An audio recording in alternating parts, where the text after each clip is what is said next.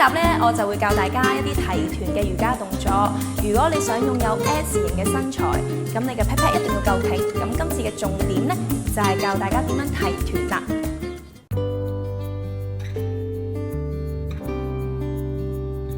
兩個膝頭哥跪喺地下，同盤骨成一直線，雙手撳喺地下，同膊頭成一直線，升高並且蹬直右腳向後，直至同地面成水平線。升高左手同地面成水平線，維持大約20秒嘅時間。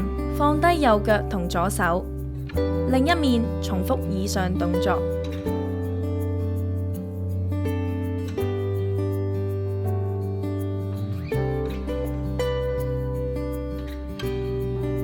首先企喺度，伸直雙手，升高向頭嘅方向，手掌雙向，屈曲膝頭哥，放低身軀，直至大髀同地面平衡。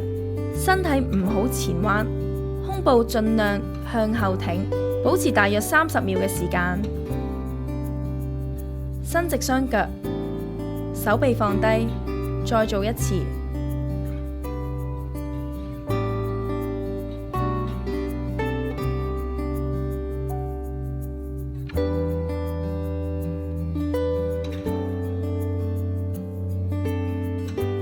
返去站立嘅姿勢，放鬆。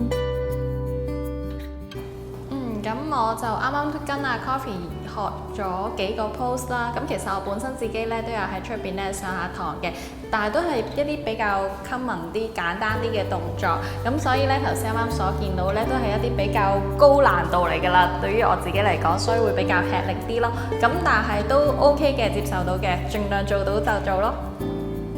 Hello， 大家好，我係 Coffee 林千羽。如果你都想跟我一齊學瑜伽嘅話咧，就記得訂閱我嘅頻道啦。